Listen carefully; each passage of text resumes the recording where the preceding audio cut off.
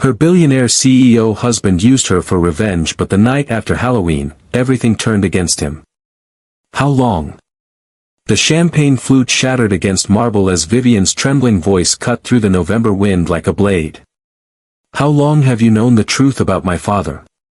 Damien Cross, the billionaire media mogul who commanded boardrooms with ruthless precision, stood frozen in the doorway of their Manhattan penthouse. His steel-gray eyes reflected the city lights 23 floors below as guilt and defiance warred across his face. Vivian, let me explain. Explain. She whirled to face him, the damning photograph crumpling in her grip. A faded image of her father shaking hands with Damien's father 25 years ago. Explain how you've spent 8 months playing the devoted husband while orchestrating my family's destruction. Explain how every kiss, every "I love you," every tender moment was just another move in your sick game of chess. Damien's jaw tightened. It started as revenge, yes. But Vivian, what I feel for you now. Don't. Her voice cracked like ice under pressure. Don't you dare stand there and tell me any of it was real. Have you ever trusted someone completely, only to discover your entire relationship was built on lies and revenge? Tonight, you'll witness how a billionaire's perfect plan for destruction backfired in the most devastating way possible. But before we dive into this heart-wrenching tale of betrayal and redemption, if you've ever felt the sting of betrayal from someone you trusted, hit that like button right now. This story will show you the incredible power of rising above deception and finding your true strength. Let me take you back to where it all began. 8 months earlier, on a crisp February morning in Manhattan, Vivian Ashford sat in her cramped office above a small bookstore, surrounded by towers of manuscripts and the lingering scent of old paper. At 28, she carried the weight of a legacy on her shoulders.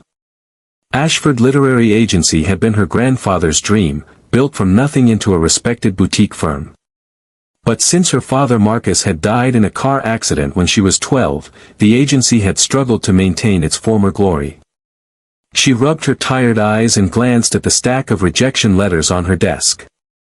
3 more clients had jumped ship this month, lured away by larger agencies with bigger promises. The rent was due, the phones were eerily quiet, and Vivian was beginning to wonder if she was fighting a losing battle.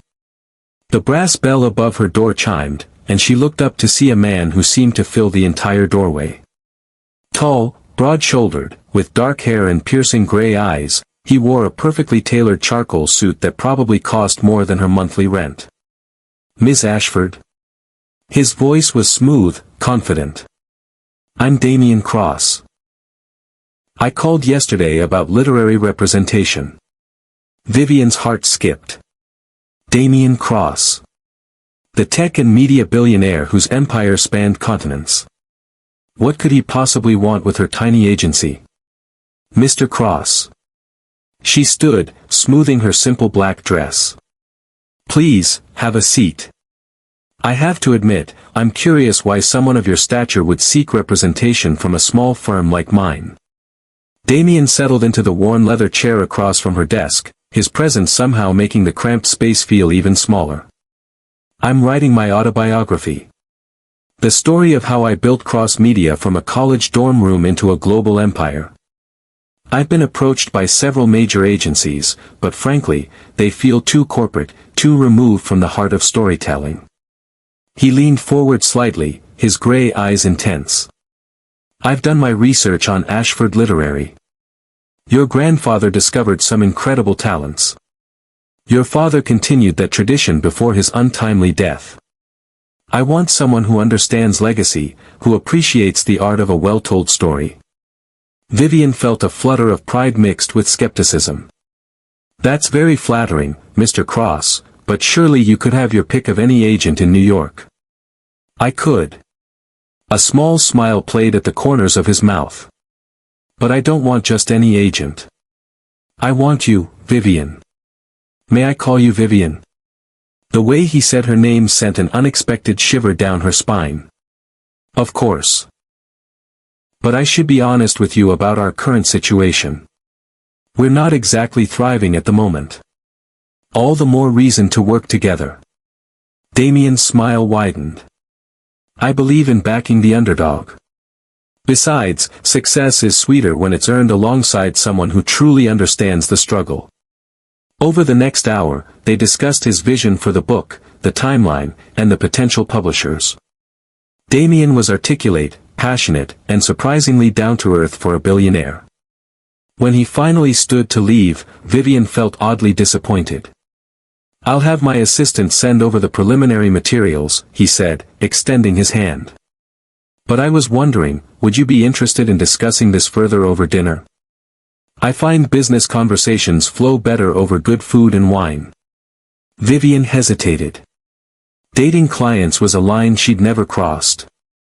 But something about Damien Cross intrigued her beyond the obvious business opportunity. "I suppose that would be appropriate," she said, shaking his hand.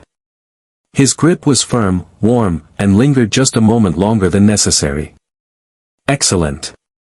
I'll pick you up at 7 tomorrow night." After he left, Vivian sank back into her chair, her heart racing. She pulled out her phone and quickly Googled Damien Cross, scrolling through articles about his business ventures, his philanthropy, his carefully guarded private life. No scandals, no drama, just the story of a self-made billionaire who'd revolutionized digital media. What she didn't know was that 3 blocks away, in his gleaming office tower, Damien Cross was staring at a photograph on his desk. The same photograph that would shatter her world 8 months later. A young Damien with his father, Robert Cross, shaking hands with Marcus Ashford at what appeared to be a business meeting. Phase 1 complete, Damien murmured to himself, his fingers tracing the edge of the photo. 20 years of planning, and Marcus Ashford's daughter just welcomed her destroyer into her office with open arms. He opened a thick file labeled Project Ashford, and made a note. Target engaged. Proceeding to Phase 2. The dinner the next night was everything Vivian hadn't expected. Instead of an expensive Manhattan restaurant, Damien took her to a small Italian place in Brooklyn, tucked away on a quiet street lined with brownstones. "I hope you don't mind the location," he said as they walked toward the restaurant. "Giuseppe's doesn't look like much, but they make the best osso buco in the city. My father used to bring me here when I was a kid." The mention of his father brought a shadow across his face, so brief that Vivian almost missed it. "You were close to your father?" she asked gently. Damien paused, his hand on the restaurant door. "Very close. He died when I was 17. Heart attack. The doctors said it was stress-related." His voice carried a bitter edge. "He was a good man who trusted the wrong people." Inside the restaurant, they were seated at a corner table with checkered tablecloths and candles flickering in wine bottles. The atmosphere was warm, intimate, nothing like the corporate dinner Vivian had expected. "Tell me about your father," Damien said once they'd ordered. "What was Marcus Ashford like?" Vivian's face lit up. "He was my hero. Kind, generous, passionate about literature. He discovered some amazing authors, gave chances to writers that bigger agencies overlooked. When he died, I was so young, but I remember his laugh. He had this booming laugh that could fill a room." She paused, sadness creeping into her voice. "The agency struggled after his death. My mother tried to keep it running, but she didn't have his instincts for talent. By the time I graduated college and took over, we'd lost most of our major clients." Damien listened intently, his gray eyes never leaving her face. "It must have been difficult, carrying that responsibility so young." "It was. Still is, honestly. Sometimes I wonder if I'm fighting a losing battle. Maybe the literary world has just moved beyond what Ashford Literary represents." "Don't say that." Damien reached across the table and covered her hand with his. "Legacy isn't about maintaining the status quo. It's about honoring the past while building something even better for the future." The electricity of his touch sent warmth spreading up her arm. "You sound like you speak from experience." "I do. When my father died, Cross Media was on the verge of bankruptcy. He'd been betrayed by someone he trusted, someone who stole a major publishing deal that would have saved the company. Damien's grip on her hand tightened slightly. I could have let the company die with him. Instead, I rebuilt it from the ground up, stronger than before. I'm sorry for your loss, Vivian said softly. But look what you've accomplished. Your father would be proud. Something flickered in Damien's eyes. Pain. Guilt. It was gone so quickly she couldn't be sure. I hope so, he murmured. I've spent my entire adult life trying to honor his memory. The conversation flowed as easily as the wine, moving from business to books to dreams and fears. Vivian found herself opening up to this mysterious billionaire in ways she hadn't expected. He was intelligent, funny, and surprisingly vulnerable beneath his polished exterior. I have a confession, Damien said as they shared tiramisu. I didn't just choose Ashford Literary for business reasons. Vivian's heart skipped. Oh. I've been following your work for months. The way you champion emerging authors, your dedication to preserving the art of storytelling in an increasingly digital world. You're exactly the kind of person I hoped you'd be. Hoped I'd be. Damien's smile was soft, almost shy. Someone worth taking a chance on. 3 months later, Vivian was head over heels in love. Damien courted her with the same intensity he brought to business, but with a tenderness that melted her defenses. He sent flowers that matched her eyes, planned dates around her favorite authors and hidden gems in the city. He listened when she talked about her dreams for the agency, offered thoughtful advice without trying to take over. If you're enjoying this emotional roller coaster, make sure to share this video with someone who believes in the power of love. But trust me, you haven't seen anything yet. I have something to tell you, Damien said one evening in May as they walked through Central Park. The spring air was soft and warm, filled with the scent of blooming flowers. Vivian looked up at him, noting the nervous energy in his posture. What is it? I'm in love with you. The words came out in a rush. I know we've only been together for 3 months, but I've never felt this way about anyone. You make me want to be a better man. Vivian stopped walking, her heart pounding. Damien. I know it's fast, he continued, running a hand through his dark hair. And I know our worlds are different. But I can't imagine my life without you in it. I love you too, she whispered, tears pricking her eyes. I was so scared to say it first. He pulled her into his arms, kissing her with a passion that made her forget they were in public. When they broke apart, both were breathless. Marry me, he said suddenly. Vivian laughed, thinking he was joking. What? I'm serious. Damien dropped to one knee right there on the park path, pulling out a ring box. Vivian Ashford, you've brought light into my life when I thought I'd lost it forever. Will you marry me? The ring was stunning. A vintage emerald surrounded by diamonds, clearly an antique piece with history and meaning. It was my grandmother's, Damien explained. The only piece of family jewelry that survived my father's bankruptcy. Tears streamed down Vivian's face as she nodded. Yes. Yes, of course, yes. Their wedding 2 months later was small and intimate, held in the garden of a historic mansion on Long Island. Vivian wore her grandmother's lace dress, and Damien couldn't stop smiling as he watched her walk down the aisle. You're the most beautiful thing I've ever seen, he whispered as they exchanged vows. I love you, she whispered back. Always and forever. What Vivian didn't know was that Damien had spent their entire courtship systematically destroying her business from the shadows. Anonymous calls to her clients suggesting Ashford Literary was financially unstable. Quiet conversations with publishers about the agency's declining reputation. Strategic moves to ensure that every potential success slipped through her fingers. The morning after their wedding, as Vivian slept peacefully beside him, Damien sat in his home office reviewing his files. Photos of Marcus Ashford, bank records, testimonies from witnesses. 20 years of investigation, planning, waiting for the perfect moment. Soon, Dad, he murmured to the photo on his desk. Soon Marcus Ashford's daughter will know exactly what it feels like to lose everything. But as the months passed, something unexpected happened. Damien found himself genuinely falling for the woman he'd married for revenge. Vivian's kindness, her integrity, her fierce loyalty to the authors she represented. She wasn't responsible for her father's crimes, and watching her struggle to keep her family's legacy alive began to eat away at his resolve. By October, Damien was torn between 20 years of planning and the growing realization that he might be destroying the only good thing in his life. The Halloween party that would change everything was Vivian's idea.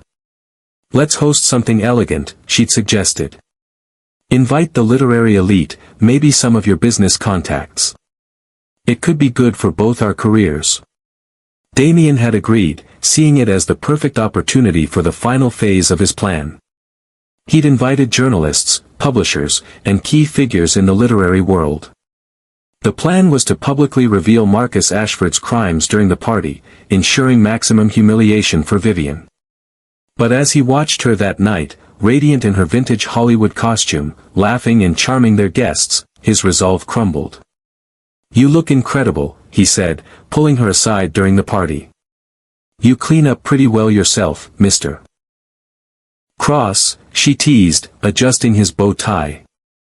"This party was a great idea.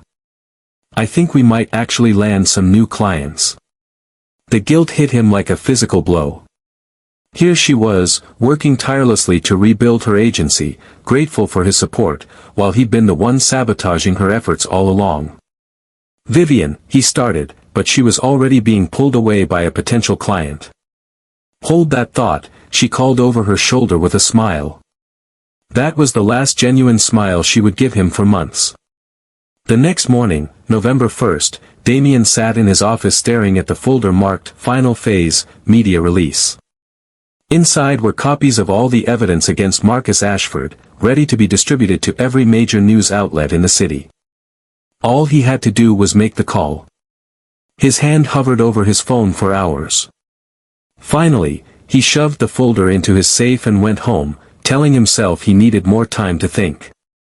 But Vivian found the evidence first.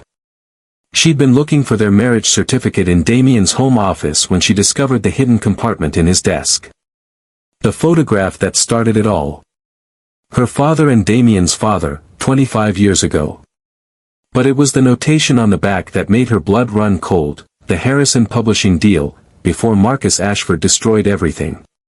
With trembling hands, she'd searched deeper, finding files upon files of evidence. Bank records showing suspicious transactions. Witness statements. A detailed timeline of her father's alleged crimes. And worst of all, a comprehensive plan labeled Project Ashford, with her name and photo prominently displayed. Phase 1, establish contact and trust. Phase 2, romantic involvement and marriage. Phase 3, systematic business destruction. Phase 4, public revelation and complete humiliation. She'd been sitting on their terrace, champagne flute in hand, trying to process what she'd discovered when Damien arrived home. Which brings us back to that shattering moment on the terrace. "You want to know how long?" Damien's voice was raw as he faced his wife's devastating questions. "I've known since I was 17 that your father cost mine everything. Marcus Ashford stole the publishing contract that would have saved Cross Media from bankruptcy. My father died believing he was a failure because of your family." Vivian staggered backward as if he'd struck her. "That's impossible. My father was an honest man.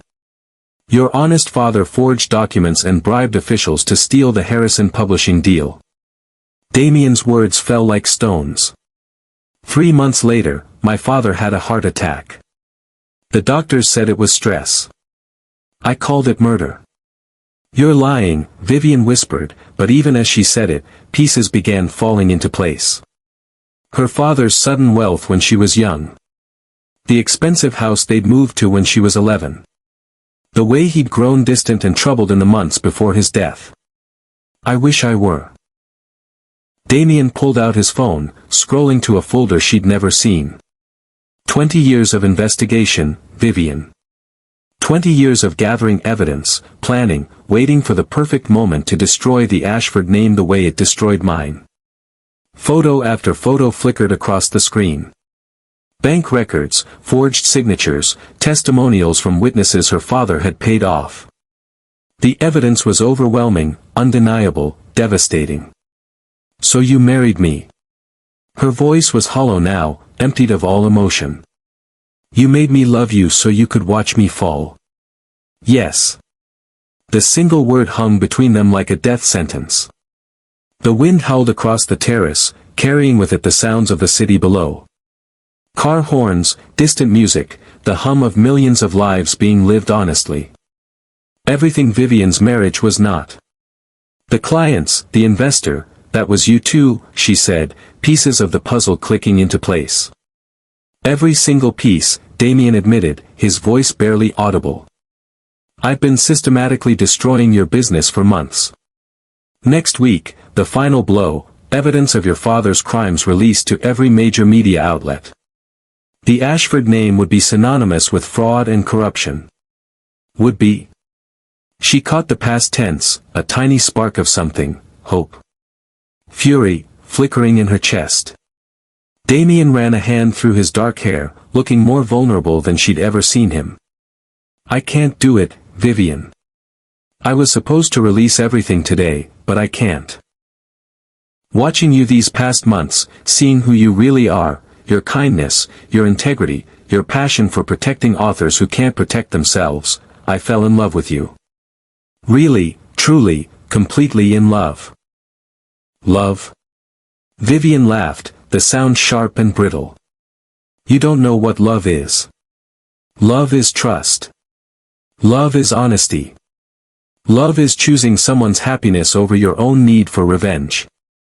If this story is hitting close to home, drop a comment below about a time when someone's actions spoke louder than their words.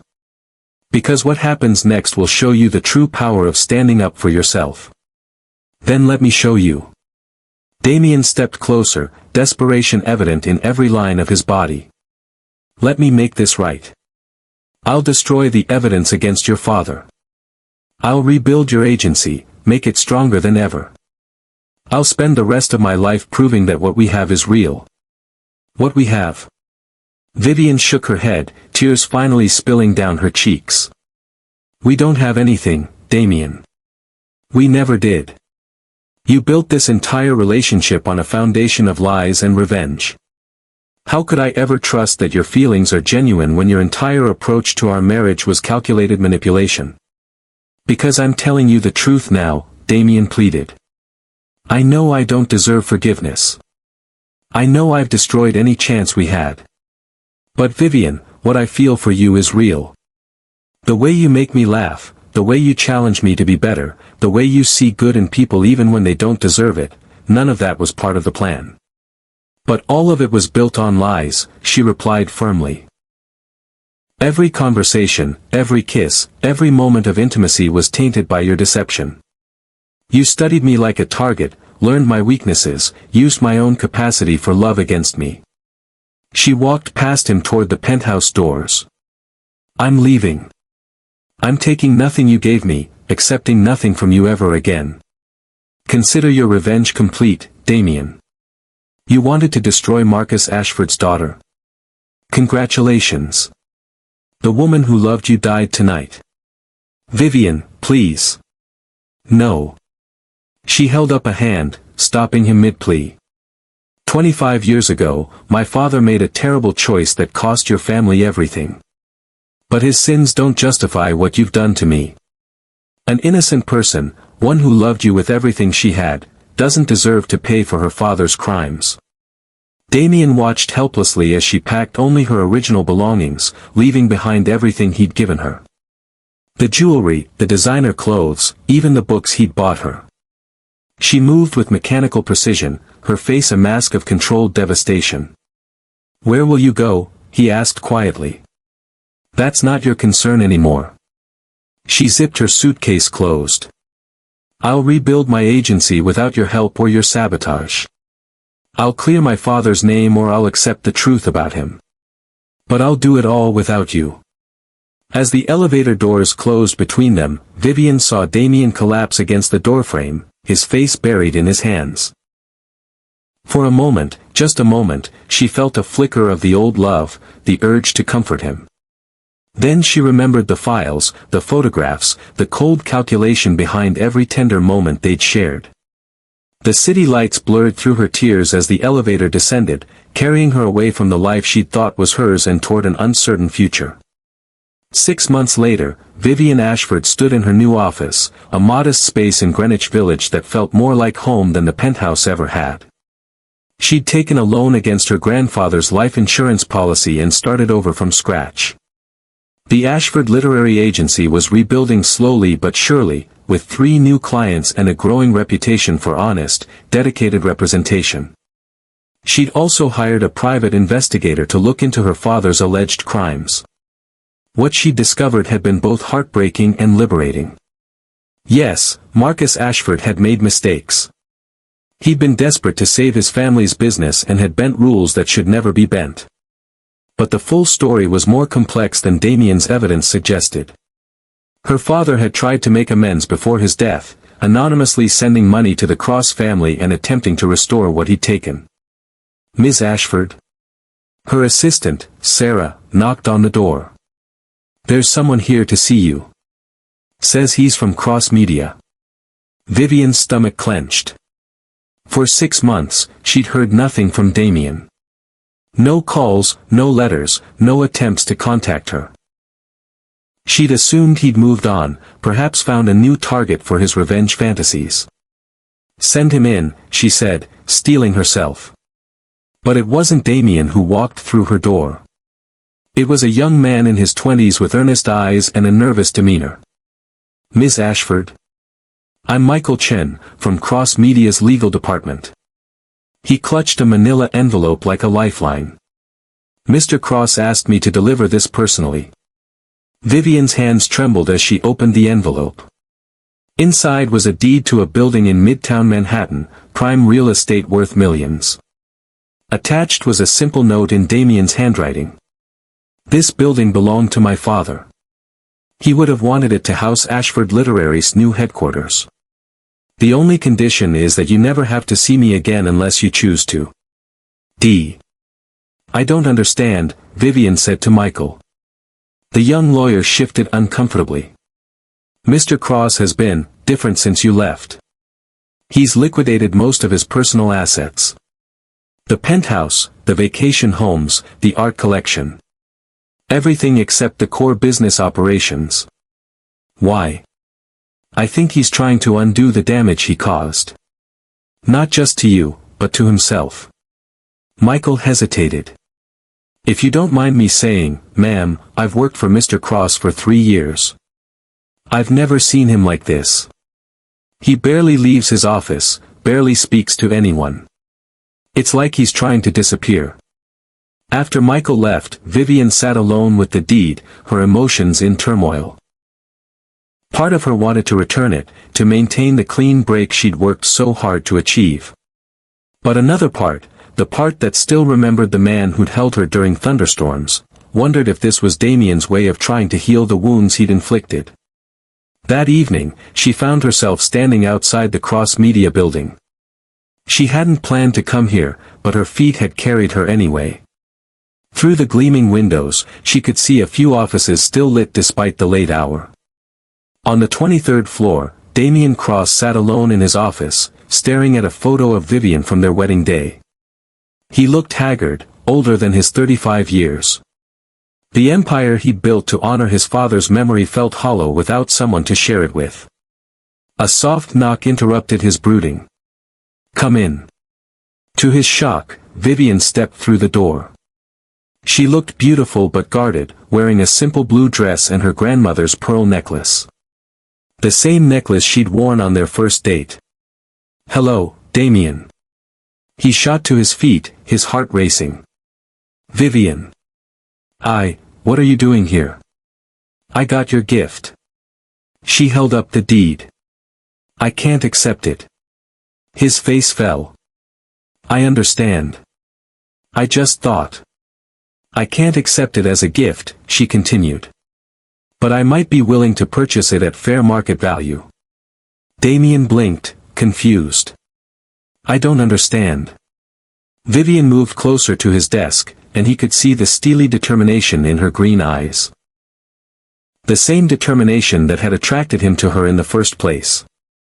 I've done my own investigation into what happened between our fathers, she said quietly. You were right about most of it. My father did take that publishing deal through questionable means. But you were wrong about his character. She pulled out a folder of her own. Marcus Ashford spent the last 2 years of his life trying to make amends. He sent anonymous payments to your family totaling nearly $500,000. He tried to contact your father multiple times to confess and offer restitution. Your father refused to see him. Damien's face went pale. That's impossible. My father never mentioned. Your father was proud, Damien. He didn't want your help or anyone else's. But my father never stopped trying to make things right. Vivian's voice softened. He died driving to a meeting with a lawyer, trying to find a legal way to return what he'd taken. He was going to give up everything to clear his conscience. The revelation hit Damien like a physical blow. He sank into his chair, 20 years of carefully constructed hatred crumbling around him. I've spent my entire adult life hating a man who was trying to do the right thing, he whispered. And I've spent 6 months hating a man who was trying to honor his father's memory in the only way he knew how. Vivian sat down across from him. We've both been carrying our father's burdens, Damien. Maybe it's time to put them down. Before we find out what happens next, I want you to think about this. Have you ever held on to anger so long that it became part of your identity? Share this video with someone who needs to hear about the power of forgiveness, because what Vivian does next will surprise you. They sat in silence for a long moment, the weight of their shared revelation settling between them. I destroyed us, Damien said finally. I destroyed the best thing that ever happened to me because I was so consumed with revenge that I couldn't see what was right in front of me. You hurt me, Vivian admitted. More than I've ever been hurt. But Damien, I've had 6 months to think about this. You're not the same man who planned that revenge 20 years ago. You were a grieving teenager who never processed his father's death. And the man I fell in love with, the one who brought me soup when I was sick, who listened to my dreams, who made me believe in fairy tale love, that man was real. How can you be sure? Damien's voice was raw with emotion. Because that man couldn't go through with destroying me, she replied. Even after years of planning, when the moment came, love won out over revenge. Damien looked up at her, hope and disbelief warring in his gray eyes. What are you saying? I'm saying that if you're willing to do the work, real work, not just grand gestures, we might be able to build something new. Not a restoration of what we had, because that was built on deception. Something honest. Something real. I'll do anything, Damien said immediately. Therapy, counseling, whatever it takes. I'll spend the rest of my life making this up to you. Vivian held up a hand. That's exactly what I don't want. I don't want to be your penance, Damien. I don't want you to spend our life together trying to atone for your mistakes. If we do this, it has to be because we choose each other every day, not because you feel guilty. Then what do you want? I want us to start over. Really start over. She stood up, extending her hand to him. Hello, I'm Vivian Ashford. I run a small literary agency in Greenwich Village. Damien stared at her outstretched hand for a moment, then slowly rose and took it. I'm Damien Cross. I own a media company, and I think I could use your help telling a story. What kind of story? The story of two people who thought they knew everything about love and revenge, and learned they didn't know anything at all. 1 year later, Ashford Literary Agency occupied 2 floors of the building Damien had deeded to Vivian. She'd insisted on paying him back through a 10-year payment plan, despite his protests. The agency was thriving, representing both established authors and emerging talent. Damien had sold Cross Media to a larger conglomerate, staying on as a creative consultant while stepping back from the day-to-day operations. He'd used the proceeds to establish the Robert Cross Foundation, providing grants to small businesses that had been affected by corporate malfeasance. They'd been dating again for 8 months, taking things slowly, rebuilding trust one honest conversation at a time. They attended couples therapy together, worked through their individual issues, and learned to communicate without the weight of deception between them. On a crisp November evening, exactly 2 years after the night that destroyed their first marriage, Damien took Vivian back to the same Italian restaurant where they'd had their first date. Giuseppe's. Vivian smiled as they approached the familiar checkered tablecloths and flickering candles. "I haven't been here since before everything fell apart," Damien finished. "I wanted to come back here because this is where I first started falling in love with you. The real you, not the target I'd planned to destroy."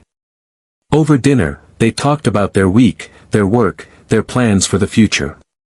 The conversation flowed as easily as the wine, but there was a depth to it now that hadn't existed before. They'd been through fire together and emerged stronger.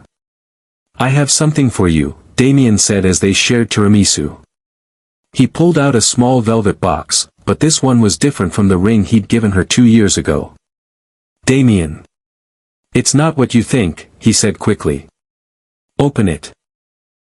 Inside was a simple silver locket, antique but not ostentatious. "It was my mother's," he explained.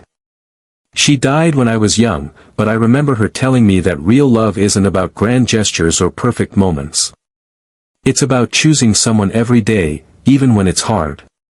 Vivian's eyes filled with tears as she opened the locket.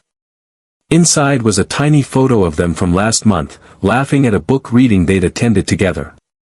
"I'm not asking you to marry me again," Damien said softly. "Not yet. But I want you to know that I choose you, Vivian. Every day, in every small moment, I choose you." "I choose you too," she whispered, letting him fasten the locket around her neck. 6 months later, on a warm spring evening in Central Park, Damien proposed again. But this time, there was no hidden agenda, no revenge plot, no deception. Just a man who'd learned the difference between love and obsession, kneeling before a woman who'd learned the difference between forgiveness and foolishness. "Vivian Ashford," he said, holding out a simple solitaire diamond ring that sparkled in the setting sun. "You've seen me at my worst and somehow still believe in my best. Will you marry me? Not because of our past, not despite our past, but because of who we are right now, in this moment?" "Yes," she said, laughing through her tears. "Yes, Damien Cross, I'll marry you." Again. Their second wedding was different from their first. Bigger, surrounded by friends and family who'd supported them through their darkest times. Vivian's mother walked her down the aisle, and Damien's best man was his therapist, a gentle reminder of the work they'd both done to get to this moment. In his vows, Damien spoke about the difference between love and possession, between honor and revenge. In hers, Vivian talked about the courage it takes to forgive and the wisdom to know when someone has truly changed. "I spent 2 years hating you," she said, looking into his gray eyes. "And 2 years learning to love you again. Real love this time, built on truth and trust and a daily choice to see the best in each other." As they kissed to seal their new marriage, the assembled guests cheered. But for Damien and Vivian, the noise faded away. There was only this moment, this choice, this love that had survived deception and emerged stronger. Later, at the reception, they found a quiet moment on the terrace of the venue, looking out over the city lights. "Do you ever wonder what would have happened if I'd gone through with it?" Damien asked. "If I'd released all that evidence about your father?" Vivian considered the question. "I think we would have destroyed each other completely. You would have had your revenge, but it would have been hollow. And I would have spent my life bitter and broken. Instead, we learned that the best revenge against pain is to refuse to let it define you. The best way to honor the people we've lost is to live with integrity and love." She leaned against his shoulder. "Your father would be proud of the man you've become, Damien. Not because you destroyed his enemies, but because you chose love over hate. And your father? My father would be proud that his daughter found a way to forgive without forgetting, to love without losing herself. She smiled up at him. He'd be proud that the Ashford Literary Agency is stronger than ever, and that we're helping authors tell stories of hope and redemption. 5 years later, Damien and Vivian Cross stood in the children's section of the newest Ashford Literary office, watching their 3-year-old daughter, Emma, read to a group of stuffed animals. She definitely has your dramatic flair, Vivian laughed as Emma gestured wildly while telling her story. And your love of books, Damien replied, wrapping his arms around his wife. Did you ever imagine we'd end up here? Here, as in happy. Vivian leaned back against his chest. Honestly, no.